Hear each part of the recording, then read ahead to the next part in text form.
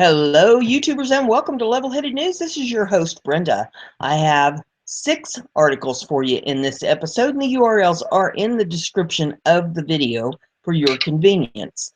The first article that I have for you of the New York Post, and it says, Sanctuary City Law Let Gang Member Walk Free from Rikers. Immigrant gang member from El Salvador was allowed to walk free from Rikers Island under Mayor Bill de Blasio's Sanctuary City law in defiance of federal petition to hold him for deportation, officials said Tuesday. Is by his own admission a member of a violent street gang, and he was released back into the community, said Thomas Decker, field office director for the U.S. Immigration and Customs Enforcement Unit in New York. Request is not about politics. It's about keeping New York citizens safe. Esteban Rafael Marquez, an admitted member of the notorious MS-13 gang, was released from Rikers Island on February the 16th after serving time for disorderly conduct. ICE officials had requested last May that Velasquez, who was ordered removed by an immigration judge in November of 2015, them when he was done serving his sentence, but no one at ICE was alerted to his release. And their own agents to find him, and they were able to track him down the same day in Queens. He has been processed and is now in detention pending removal, ICE said in a statement Tuesday. The 19-year-old Salvadorian national has a criminal history in the United States that includes second-degree reckless endangerment, fourth-degree criminal possession of a weapon, and disorderly conduct, federal officials said. Convictions are not on the city's list of roughly 170 offenses that are deemed serious or violent under de Blasio's 2014 Sanctuary City law. City officials do not notify federal agents about the release of illegal immigrants convicted of minor crimes. The detainee was released after he pled guilty and served his time to an offense that does not qualify as violent or serious felony under the city's local laws, and his gang affiliation was not supported by evidence that meets even minimal constitutional standards, City Hall spokesperson Rosemary Boglin said. When ICE presents evidence to our city that an individual in our custody has been convicted of violent or serious offense, one that threatens the public safety, we will fully cooperate. State Senator Martin Golden, Republican of Brooklyn, said he was amazed that an admitted gang member wasn't turned over to federal authorities. When ICE has a detainer on an illegal immigrant with criminal history, they should be turned over to the federal government, no questions asked, he said. The lowlives, get them out of here. Decker said the city's policy is creating a potentially unsafe environment for its residents. ICE remains steadfast in solidifying its relationship with local law enforcement in the interest of public safety and national security, he added. ICE could not offer additional details on Velasquez's criminal history, including when he's been arrested. The article that I have for you is off Conservative Tribune. DHS Secretary orders end to Obama's border policies, begins expanded deportations. As part of President Donald Trump's effort to crack down on illegal immigration, Homeland Security Secretary John F. Kelly recently issued 2 memos giving federal immigration agents more freedom to catch and deport people unlawfully. The agents were reportedly instructed that there were no longer any special groups of people other than unaccompanied children who were to be considered off limits for deportation, according to the Washington Times. Kelly's memo also included instructions that anyone who border could be swiftly shipped back to Mexico. Within the interior of the country were given more freedom to target a wider range of illegal immigrants. Obama-era burdens that often prevented federal agents from effectively enforcing our immigration laws. Kelly's policy allowed agents to use discretion when prioritizing who should be detained, including, but not limited to, factors such as aliens, reported. The secretary also noted that local police forces immigration laws dubbed as they were under the Obama administration, but rather they would be welcomed. These policies were able to make it well into the country's interior were generally not pursued, and agents were required to give them low priority for potential deportation. Many illegal immigrants who were caught were released and ordered to reappear for court hearings under Obama's catch and release policy. This, if you want to pull it up to see that for yourself. It says now, and prosecutors throughout the U.S. will be free to arrest and deport those illegal aliens who were protected under the previous administration. Additionally, all undocumented immigrants caught entering the United States will be placed in detention until their cases are resolved, according to UPI. On Monday, called for hiring 5,000 more Border Patrol agents, 10,000 more Immigration and Customs Enforcement agents, and 500 more officers in marine operations at Customs and Border Protection. However, Congress would need to give funding approval in order for those measures to take place, and of course, those measures were being scrutinized by Democrats on Capitol Hill. Immediate public examination in Congress of these heavy-handed anti-family policies, Senator Richard J. Durbin said, of Trump's mass deportation orders. However, security officials said there was no goal for total deportations and disputed charges from liberal lawmakers and immigrant rights activists that mass deportations were in the near future. To produce mass roundups, a Homeland Security official said during a press brief. What we're doing is we're simply executing the laws passed Congress, the official explained. The next article is off of Conservative Tribune, and it says, Punk beats Bloody's desperate trooper, then a cowboy rolls up. A recent video of a policeman wrestling with a crazed criminal reveals the dangers our law enforcement officers face on a daily basis. The video, captured by an eyewitness on Wednesday, caught the scene that unfolded after what began as a traffic stop on New York's Southern State Parkway in Long Island, New York. WABC reported that a state trooper pulled over a vehicle near exit 19S and a struggle ensued. When the trooper tried to arrest the driver began driving away with the trooper hanging from the window. Crashed into a median, and that's when the eyewitness began recording. The trooper, who was inside the car at this point, wrestled the driver out of the car. His face was bleeding, but he never let go of the driver. Coupled in the road, two other motorists, one of them wearing a cowboy hat, rushed to the scene and helped the trooper subdue the man. And there's the videos in this if you want to take a look at it. It says a couple of good Samaritans hopped out of their vehicles, and when the officer got the suspect, out of the car, and as he tried to get him restrained, came out of their car and held the guy down, a witness told WABC. Talk about heroes. Fox News reported the driver, Kareem Kelly, age 29, was originally pulled over for texting while driving. Now he faces a litany of charges that include aggravated assault upon a police officer, second-degree assault, first-degree reckless endangerment, and resisting arrest. The trooper was treated at a hospital for head injuries and was expected to make a full recovery. And there's some more video. It says this video shows how relentless and brave police officers must be when pursuing some criminals. Kelly wasn't going to give up easily, and this trooper faced multiple dangers during the fight. Thank goodness they have the strength to persevere, and thank goodness for good Samaritans that came to his rescue. We need more people like them in the world. All I have for you is off of PamelaGeller.com, and it says, Texas preschool Muslim teacher classroom after tweeting, kill some Jews.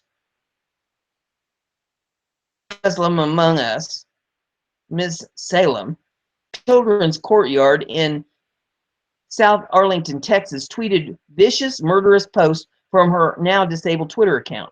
Remarks such as, kill some Jews, and how many Jews died in the Holocaust? Not enough. Ha ha ha ha ha. She is on leave pending investigation. Can you imagine a tweet saying, kill some Muslims? The teacher would have been out for good immediately. That's what needs to happen to this one. Imagine this religious Nazi is teaching our children Islamic Jew hatred. It's in the Quran. Has anyone checked her photo or her phone for calls to any ICCs? A school teacher in Texas has been suspended from the classroom pending an investigation into her encouraging social media followers to kill some Jews. How's this pronounced? Algemeiner has learned. Nancy Salem, who teaches at the Children's Courtyard in South Arlington, as the Algemeiner first reported, was among 24 anti-Israel activists at the University of Texas, Arlington, UTA, exposed by covert campus watchdog group Gibson for expressing racist and violent thoughts online. Salem, a member of the UTA chapter of Students for Justice in Palestine and supporter of the anti-Israel boycott, divestment, and sanctions movement, used her now disabled Twitter account to post, how many Jews died in the Holocaust? Not enough. Ha ha ha ha. The Israeli embassy in Ireland said it was horrified by the last-minute cancellation of a talk by Ambassador Zeev Boker at Trinity. Since Canary Mission's exposure of Salem's social media behavior, the Children's Courtyard Facebook page has been flooded with comments criticizing the institution and calling on parents to remove their children from the school. And there's a couple tweets here. One of them says, preschool teacher Nancy Salem working with little children. She is preaching murder of the Jews. This is not the type of person who should have any contact with children. She should be fired immediately. Another one says, this school should be sued. How can you hire Nancy Salem, an activist with the Students for Justice in Palestine, or the SJP, at the University of Texas, Arlington, UT Arlington, to teach young children that justice for Palestinians means killing Jews? You should be shut down immediately. In response, the school stated, our senior management team is working to address this matter. This in no way reflects the views of the Children's Courtyard. We strive to provide an inclusive environment for all children, families, and staff members. We also expect our employees to uphold standards of personal and professional conduct. The Algemeiner, I'm not sure how that's pronounced, was unable to reach Salem for comment as she has closed her social media pages and school declined to share her contact information. Wow. What would be even more alarming is if she had Jewish children in her classroom. Holy smoke. That we have here's off BizPack Review, and it says vandal activists who donned Lady Liberty with refugee banner prove they don't Americans. Leftists have again resorted to breaking the law to protest President Trump. Activists climbed the Statue of Liberty on Tuesday afternoon to hang a 20-foot refugees welcome banner from the pedestal. Park Services official later removed the banner. Affixing a banner to the national monument is strictly prohibited. Investigation is underway by the United States Park Police to identify suspects, officials said in a statement. A banner is reading "Refugees Welcome" was unfurled atop the pedestal of the Statue of Liberty today. There's a tweet. And there's a picture of it if you want to see that. A leftist activist who identified himself only as David said he was one of the people behind the banner. This was first conceived in response to what's been called the travel ban of the Trump administration, which I think flies in the face of the founding principles of the United States, he told Fusion. The Statue of Liberty is our best symbol of the role that immigrants have played and continue to play every day. Like most liberals, David fails to understand that Trump has nothing against these. After vetting, the United States has long welcomed refugees provided they pose no threat to national security.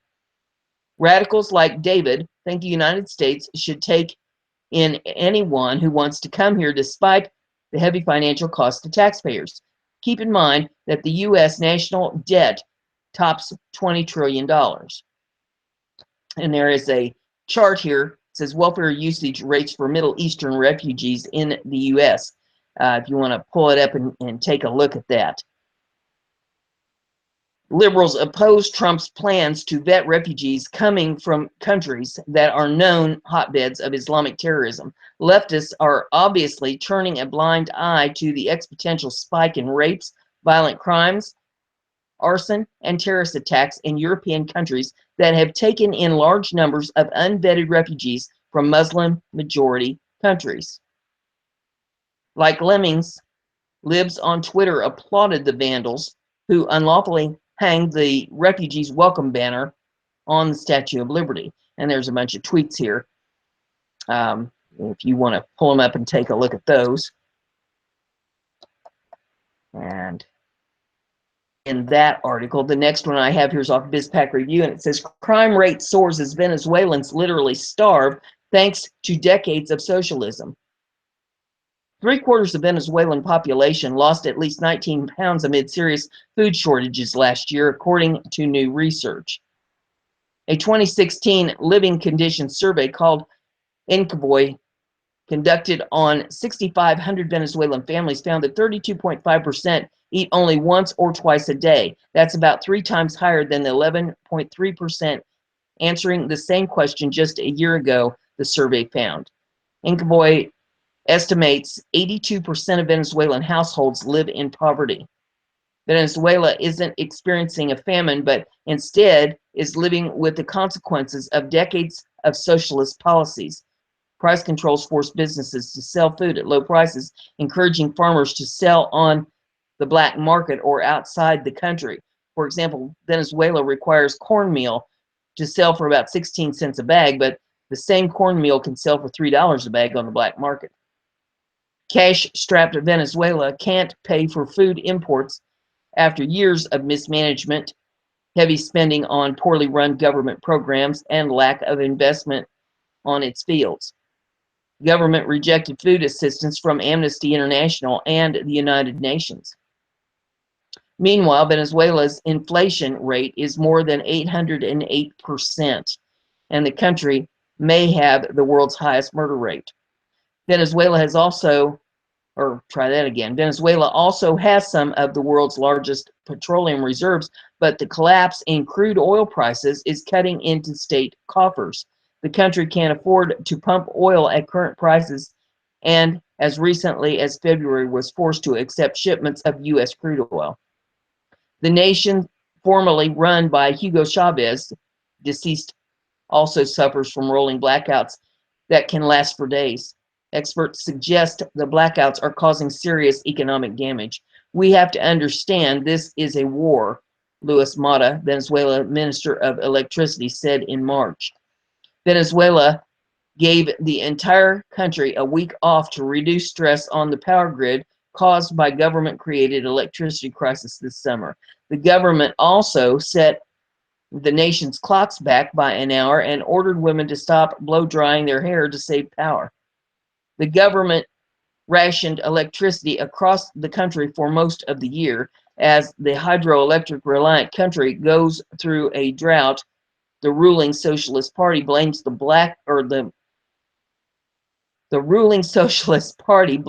lack of water on global warming and sabotage by political foes, while critics and international officials cite a lack of maintenance and poor planning. And that's all I have for you in this episode. There's more to follow. If you like what I'm doing here, give it a thumbs up, share it on your social media so everybody gets to hear the news. That way you'll stay informed.